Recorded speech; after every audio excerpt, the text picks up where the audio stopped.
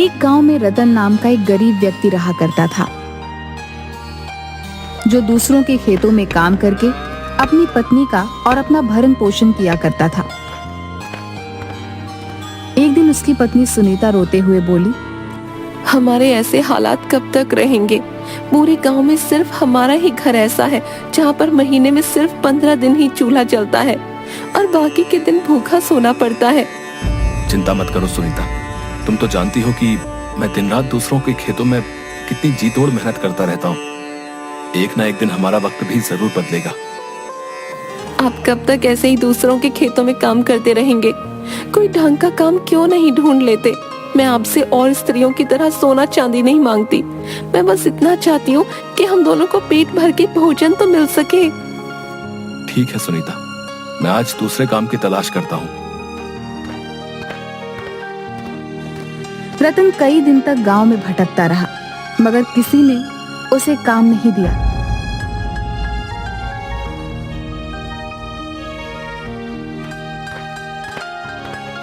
थक हार कर रतन गांव के मुखिया के पास पहुंच गया। मुखिया थोड़ा सा भला व्यक्ति था। रतन, मैंने तुम्हें दूसरों के खेतों में बड़ी मेहनत से काम करते हुए देखा है? मुझे तुम्हारे ही जैसा मेहनती व्यक्ति चाहिए भाई। समझ लो कि तुम्हारे अब बुरे दिन खत्म हुए। आज से तुम मेरे भट्ठों में काम करोगे, ठीक है?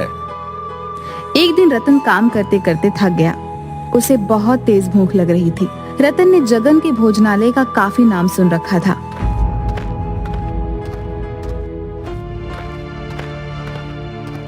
रतन जगन के ढाबे पर पहुंच गया। भैया, जल्दी से गर्मा गर्म अरहर की दाल देसी घी की रोटियों के साथ लगा दो और थोड़े से चावल भी लगा देना। बहुत जोरों की भूख लगी है भैया। अरे, दाल में तो बहुत अच्छी अच्छी खुशबू आ रही है और साथ में देसी घी की रोटियां भी हैं। आज तो खाकर मजा ही आ जाएगा। कुछ ही देर में रतन सारी प्लेट साफ कर गया और कालू से बोला, अब कितने पैसे हुए भैया?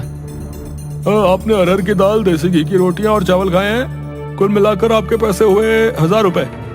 क्या क्या बकवास कर रहे हो तुम? बकवास नहीं कर रहा हूँ, खाने के पैसे मांग रहा हूँ। अरे ये ढाबा है या 5 स्टार होटल? इतना महंगा तो खाना शहर के रेस्टोरेंट में भी नहीं मिलता। मैं तो समझ रहा था कि इस ढाबे में खाना और ढाबे की तरह मिलता होगा। और वैसे भी दाल रोटी चावल की कीमत तो ज्यादा से ज्यादा 100 रुपए होगी। हर ढाबे पर तो यही रेट चल रहा है। तुम्हारा दिमाग तो ठीक है, हैं? जानते भी हो ये ढाबा किसी अरे गहरे का नहीं है, जगन भाई का है, जगन भाई का। अरे जगन भाई के ढाबे का खाना खाने तो विधायक से लेकर मंत्री तक आते रहते हैं। और जब तुम्हारी इस ढाबे में आने की औकात नहीं थी तो फिर यहाँ मुंह उठा कर क्यों चले आए? सीधी तरह से 1000 रुपए दे। लेकिन मेरे पास इतने पैसे नहीं है। 1000 रुपए तो मैं 10 दिन में भी नहीं कमा पाता, तो तुम्हें कहाँ से ला कर दूंगा? कालू अपने मालिक जगन को आवाज देते हुए बोला, जगन भाई, इस व्यक्ति ने पेट भर के भोजन किया है, लेकिन ये अब पैसे नहीं दे रहा। जगन क्रोधित होकर रतन के पास आकर बोला, क्यों रे? जब जेब में पैसे नहीं थे तो फिर खाने के लिए यहाँ क्यों आ गया? यहाँ मुफ्त में खाना नहीं मिलता, पैसों का मिलता है। चल पैसे निकाल। मुझे क्या पता था कि आपके ढाबे का खाना इतना महंगा मिलता है। मैं तो इस ढाबे को भी और ढाबों की तरह समझ रहा था। तो ये तुम्हारी दिक्कत है, मेरी नहीं। तुम्हें यहाँ आने से पहले मेरे बारे में लोगों से पूछ लेना चाहिए था। अब सीधी तरह से अपनी जेब से 1000 रुपए निकाल कर काउंटर पर रख दे, नहीं तो मैं तुम्हारी चमड़ी उधेड़ दूंगा। अब देखिए, मेरे पास अभी इतने पैसे नहीं है।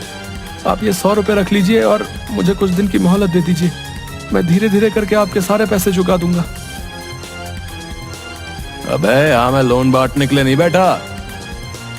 इतना कहकर जगन ने रतन को जोरदार धक्का दे दिया। ये तो आप मेरी बेइज्जती कर रहे हैं। अबे बेइज्जती उसकी की जाती है जिसकी कोई इज्जत होती है, और तेरे जैसे भिखारियों की इज्जत तो होनी भी नहीं चाहिए, समझा? क्या बात है जगन भाई, मैं तो तुम्हारे ढाबे का खाना खाने के लिए आया था, मगर यहाँ तो कुछ और ही चल रहा है। इस आदमी ने पेट भरकर खाना खाया, पैसे देने के नाम पर बोल रहा है कि इसकी जेब में पैसे नहीं है। ऐसे आदमियों से बात नहीं की जाती जगन भाई, इन्हें पीटा जाता है। देखते क्या हो, मारो इसको। जगन और कालू रतन को बुरी तरीके से पीटने लगते हैं। उन दोनों ने रतन के कपड़े भी फाड़ दिए और उसे धक्के देकर अपने ढाबे से बाहर निकाल दिया। शुक्र मना कि तुझे मैंने अपने ढाबे के गंदे बर्तन साफ नहीं करवाए, क्योंकि तेरे जैसे भिखारी के हाथ मेरे ढाबे के गंदे बर्तनों से भी ज्यादा गंदे हैं। इसलिए पीट कर तुझे छोड़ रहा हूँ। आज के बाद कभी मेरे ढाबे के आसपास नजर भी मत आना। चल निकल यहाँ से। ये तुमने बहुत बढ़िया किया जगन भाई, इनके साथ ऐसा ही व्यवहार होना चाहिए। इतना कहकर बिलवा भी 2-3 हाथ रतन पर जड़ दिए। रतन वहां से रोता हुआ अपने घर की ओर चला गया। घर पर जाकर रतन की हालत देखकर उसकी पत्नी सुनीता बहुत भावुक हो गई। आपको क्या जरूरत थी उस ढाबे पर खाना खाने की? मुझे क्या पता था कि उनके ढाबे का खाना इतना महंगा होगा। जगन और बिलवा ने मुझे बहुत ज्यादा अपमानित किया सुनीता। वहां पर गांव के बहुत सारे लोग मौजूद थे जो मुझे मजाक उड़ाने वाली नजरों से देख रहे थे। अरे सत्यानाश उन गांव वालों का जो आपको मार खाते हुए देख रहे थे। उनमें से किसी से भी इतना नहीं हुआ कि आपको पिटने से बचा लेते। लेकिन आप चिंता मत कीजिए, मैं इसकी शिकायत मुखिया से जरूर करूंगी।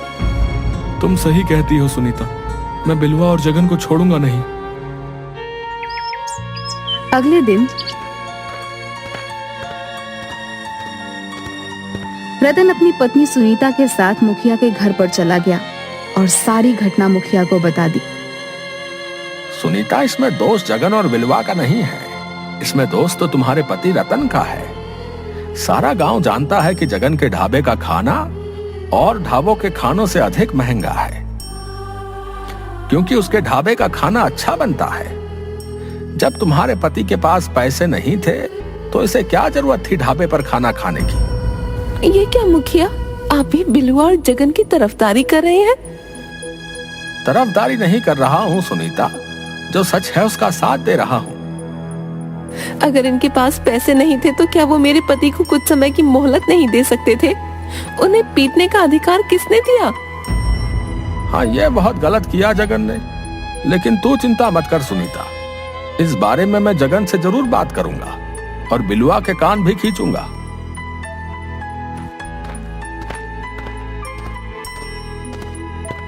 मुझे नहीं लगता कि मुखिया कुछ करेगा।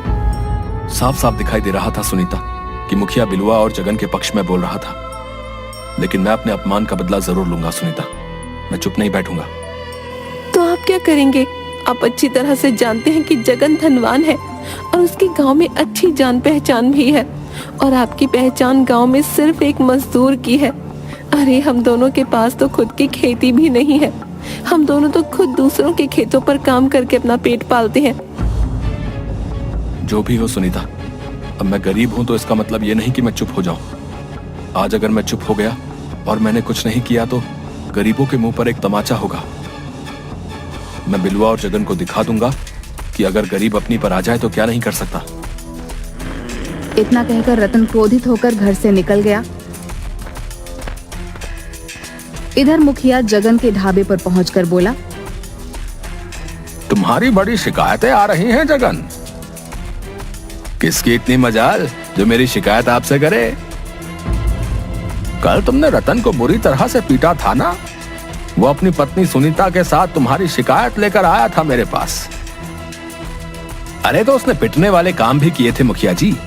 आप ही बताइए, मेरे ढाबे पर आकर अरहर की दाल, देसी घी की रोटियां तो बड़े चाव से खाई, और जब पैसे देने का नंबर आया तो अंगूठा दिखाने लगा। जो भी हो जगन, लेकिन तुम्हें उसे पीटना नहीं चाहिए था। और तुम्हारे ढाबे पर सिर्फ रतन ही नहीं बल्कि और भी न जाने कितने लोग आए दिन पिट कर जाते हैं। तुम्हारा ये दुर्व्यवहार कहीं किसी दिन तुम्हारे ऊपर भारी ना पड़ जाए। आपके होते हुए मेरे दोस्त जगन पर कोई माई का लाल हाथ लगाने की हिम्मत करेगा मुखिया जी? और फिर मत भूलिए कि जगन का दोस्त मैं भी हूँ। मेरे होते हुए गांव में किसकी हिम्मत जो जगन के खिलाफ आवाज उठा सके? इसी बात का तो डर है बिलवा कि तुम जगन के दोस्त हो। अब ये सब बातें छोड़िए मुखिया जी। मैं आपको अपने ढाबे पर मुफ्त खाना इसलिए नहीं खिलाता कि आप गांव वालों की शिकायत लेकर मेरे ही पास आए। देखो जगन, मैं तुम्हें सिर्फ समझाने आया हूं। तुम क्यों नहीं समझते कि आज का दौर सोशल मीडिया का दौर है? कहीं किसी दिन किसी ने तुम्हारे गरीबों के साथ दुर्व्यवहार का वीडियो बनाकर फेसबुक पर अपलोड कर दिया तो लेने के देने पड़ जाएंगे, फिर मैं भी कुछ नहीं कर पाऊंगा। इतना कहकर मुखिया वहां से चला गया। सुनीता रात को अपने पति का इंतजार कर रही थी। आधी रात होने को आई थी, मगर रतन अपने घर नहीं आया था। रतन रात में जंगल के एक पेड़ के नीचे गहरी सोच में बैठा हुआ था कि तभी उसके कानों में एक व्यक्ति की आवाज टकराई। काफी देर हो गई है तुम्हें यहाँ पर बैठे हुए। पिछले 6 घंटे से देख रहा हूँ कि तुम इसी पेड़ के नीचे गहरी सोच में बैठे हुए हो। कौन है आप और इतनी रात को इस जंगल में क्या कर रहे हैं? ये सवाल तो मुझे तुमसे करना चाहिए कि कौन हो तुम और इतनी रात में इस जंगल में क्या कर रहे हो? मैं आपकी बात का मतलब नहीं समझा। मतलब बाद में समझना। तुम्हारा चेहरा देखकर साफ साफ मालूम पड़ रहा है कि तुमने सुबह से कुछ नहीं खाया। तुम बहुत भूखे हो। इतना कहकर उस नौजवान ने एक थाली रतन के सामने रख दी। रतन ने देखा कि उस थाली में सब उसकी ही पसंद के व्यंजन रखे हुए थे। सोचो मत, खाना शुरू कर दो। रतन को सच में वाकई बहुत भूख लगी थी। रतन खाने ही वाला था कि तभी उसे कुछ याद आ गया। नहीं चाहिए भाई, मैं घर पर जाकर अपनी पत्नी के हाथ का बना हुआ ही खाना खाऊंगा। मुझे अच्छा खाना खाने का कोई अधिकार नहीं। ये कैसी बातें कर रहे हो तुम? मैं तुम्हारा ये खाना खाऊंगा, तुम मुझसे पैसे मांगोगे और वो मेरे पास तुम्हें देने के लिए नहीं है। नहीं भाई, मुझे तुमसे कोई पैसे नहीं चाहिए। तुम पहले आराम से खाना खाओ और फिर मुझे बताओ कि तुम किस गहरी सोच में डूबे हुए थे। हो सकता है कि मैं तुम्हारी कोई मदद कर सकूं।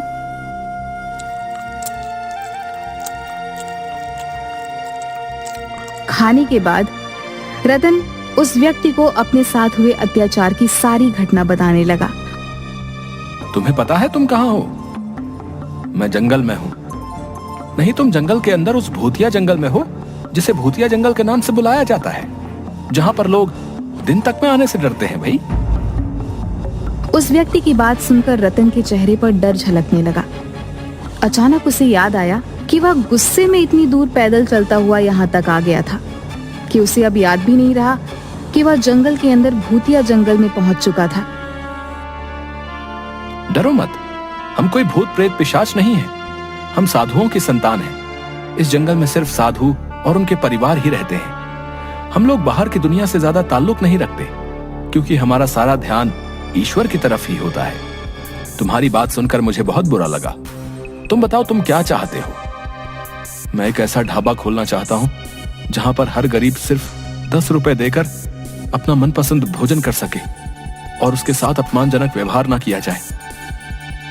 तुम्हारे इरादे के बारे में जानकर मुझे बहुत अच्छा लगा, वरना इस जंगल में इससे पहले भी कई लोग आए और अपने लालचीपने का सबूत देकर मारे गए, लेकिन तुम पहले व्यक्ति हो जिसे गरीब की भूख की चिंता है।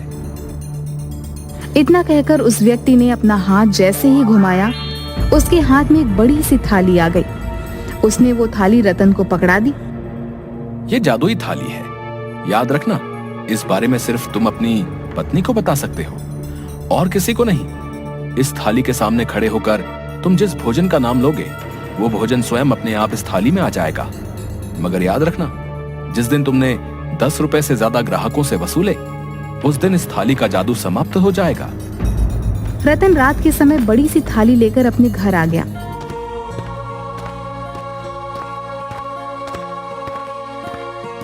ये क्या है? रतन ने सारी घटना सुनीता को बता दी। मैं तो अब तक यही समझती थी कि उस जंगल में भूत प्रेत रहते हैं। तुम नहीं, पूरा गांव यही समझता था सुनीता। वो सब तो ठीक है, लेकिन हम ढाबा कहाँ खोलेंगे? हमारे पास तो खाने के लिए भी रोटी नहीं है। जो थाली तुम लेकर आए हो, उस थाली में सिर्फ भोजन ही मिलेगा, पैसे तो नहीं मिलेंगे ना। फिर हम ढाबा अपने ही घर पर खोलेंगे सुनीता। इस तरह से इस थाली का रहस्य सिर्फ हम दोनों तक ही सीमित रहेगा। अगले दिन रतन ने अपने घर को एक ढाबे में परिवर्तित कर दिया और जिस कमरे में वो लोग सोते थे, उस कमरे में बड़ी सी थाली रख दी। रतन ने उस थाली के सामने खड़े होकर तरह तरह के व्यंजन के नाम लेने शुरू कर दिए। कुछ ही समय में पूरा थाली व्यंजनों से भर गया। सुनीता ढाबे पर वह सारे व्यंजन लेकर बैठ गई। कुछ ही देर में वहाँ पर एक गरीब व्यक्ति दौड़ता हुआ आया। यहाँ तो बहुत अच्छी खुशबू आ रही है। यहाँ पर ढाबा कब खुला भाई? आज ही खुला है, और आप पहले ग्राहक हो। आपके ढाबे में खाने में क्या क्या मिलेगा? हमारे ढाबे में हर तरह के व्यंजन बनेंगे, आपको जो भी व्यंजन पसंद हो। ठीक है भैया, तो मुझे 1 प्लेट दाल मखनी और मक्खन के साथ लगी हुई रोटियां लगा दीजिए।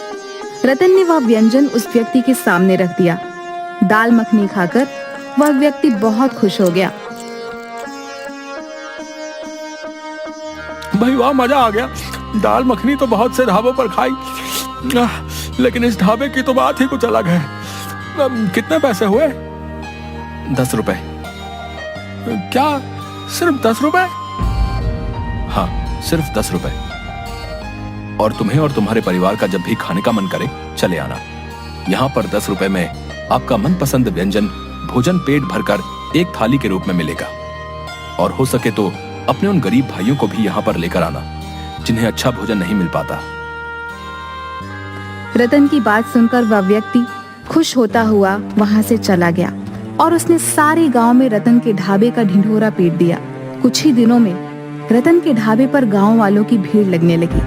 रतन के ढाबे पर अब गरीब ही नहीं बल्कि अब गांव का हर व्यक्ति जाकर भोजन करने लगा। रतन किसी को भी मना नहीं करता था। यह बात बिलवा और जगन को बिल्कुल भी पसंद नहीं आई। इस रतन का कुछ ना कुछ करना पड़ेगा, वरना हमारे ढाबे में तो ताले लग जाएंगे। चिंता मत करो बिलवा, मैं आज ही पता लगाने का प्रयास करता हूँ कि रतन इतना धन लाया कहाँ से। उस दिन के बाद से जगन रतन पर नजर रखने लगा, मगर काफी नजर रखने के बाद भी वह कुछ भी नहीं पता लगा पाया। 15 दिन से उसके पीछे हूँ बिलवा, लेकिन कुछ भी पता नहीं चला। चिंता मत कर, अब ये रतन खुद हमें बताएगा। एक दिन रतन किसी काम से जा रहा था कि बिलवा और जगन ने उसे पकड़ लिया। तो तू हमारा ढाबा बंद करवाएगा? जो थाली हम 700 की बेचते हैं तू सिर्फ 10 रुपए में बेचेगा है बे? बिलवा भैया सही बोल रहे हैं। रतन सीधी तरह से बता दे कि तेरे पास इतना धन कहां से आया। मुझे छोड़ दो, नहीं तो मैं तुम दोनों की शिकायत पुलिस वालों से करूंगा। ये ऐसे नहीं मानेगा, मार मार कर इसकी चमड़ी उधेड़ दो। बिलवा और जगन रतन को बुरी तरीके से पीटने लगे। रतन उन दोनों से शारीरिक रूप से कमजोर था। रतन ने दर्द से कराहते हुए सारी घटना बिलवा और जगन को बता दी। चलो हमें भी उस जादुई थाली के पास ले चल। ये तो बिल्कुल बेवकूफ है जगन। अगर इसके पास जादू की थाली है तो हम दोनों उस जादुई थाली से इतना धन मांगेंगे कि अपने 5 स्टार होटल इस गांव में खोल सकें। रतन बिलवा और जगन को लेकर उसी कमरे में पहुंच गया। बिलवा और जगन उस जादुई थाली से तरह तरह के आभूषण और पैसे मांगने लगे, मगर उस जादुई थाली में कोई भी हलचल नहीं हुई। बिलवा भाई, लगता है ये थाली केवल भोजन ही देती है। तो फिर देसी घी की पूड़ियां मांग कर देखो। तभी वहाँ पर सुनीता आ गई। बिलवा और जगन रतन को धमकी देकर वहाँ से चले गए। रतन ने हमें बेवकूफ बनाया जगन। सही कहते हो बिलवा भाई, लगता है उसने हमें चूना लगा दिया। रतन का ढाबा उसके बाद भी चल रहा था। बिलवा और जगन की आर्थिक स्थिति अब दिन ब दिन कमजोर होती जा रही थी। जगन भेष बदल बदल कर रतन पर नजर रखने लगा था और एक दिन उसने रतन को उसी जादुई थाली से भोजन मांगते देख लिया। अरे ये तो वाकई जादुई थाली है। जरूर इस हीर ने उस दिन कुछ न कुछ उल्टा सीधा किया होगा। जगन रतन और सुनीता से नजर बचाकर उस गुप्त कमरे में घुस गया और थाली से रतन की ही तरह भोजन मांगने लगा, मगर उसे जादुई थाली में से कुछ भी हासिल नहीं हुआ। जगन क्रोधित होकर सीधे बिलवा के पास जाकर बोला, बिलवा भाई, रतन उस दिन सही बोल रहा था, वो थाली वाकई जादुई है। मेरी आंखों के सामने रतन ने उस जादुई थाली के सामने तरह तरह के व्यंजन के नाम लिए और उस थाली में वो ताजा ताजा व्यंजन अपने आप आ गए। क्या बकवास कर रहा है तू? उस दिन तो उस जादुई थाली में कोई भी हलचल नहीं हुई थी। इसी बात को लेकर तो मैं हैरान हूँ। मुझे लगता है कि वो जादुई थाली सिर्फ रतन की ही बात मानती है। ठीक है, अगर ऐसी बात है तो हम उस जादुई थाली में जहर मिला देंगे। ना रहेगा बांस, ना बजेगी बांसुरी। अगले दिन वो दोनों भेष बदलकर रतन के ढाबे पर पहुंच गए, मगर तभी गांव का मुखिया पुलिस लेकर आ गया। गिरफ्तार कर लो इन दोनों को। हमें किस जुर्म में गिरफ्तार किया है? क्योंकि तुम दोनों रतन के ढाबे के ग्राहकों की प्लेट में जहर मिला रहे थे। मैं तुम दोनों से ही मिलने आ रहा था। मैंने तुम्हारी बातें चुपके से सुन ली थी, नहीं तो आज तुम दोनों अनर्थ कर बैठते। तुमने बहुत अच्छा काम किया मुखिया। मुझे माफ कर दो रतन, मुझे अपनी गलती का पछतावा है। क्या मुझे तुम्हारे ढाबे पर कुछ खाने को मिलेगा? क्यों नहीं मुखिया जी, आप हमारे गांव के मुखिया हैं। आपके लिए तो मैं स्पेशल थाली बनवाऊंगा, मगर सिर्फ 10 रुपए में। रतन के पास आज भी वह जादुई थाली है और आज भी रतन 10 रुपए की ही थाली बेचता है।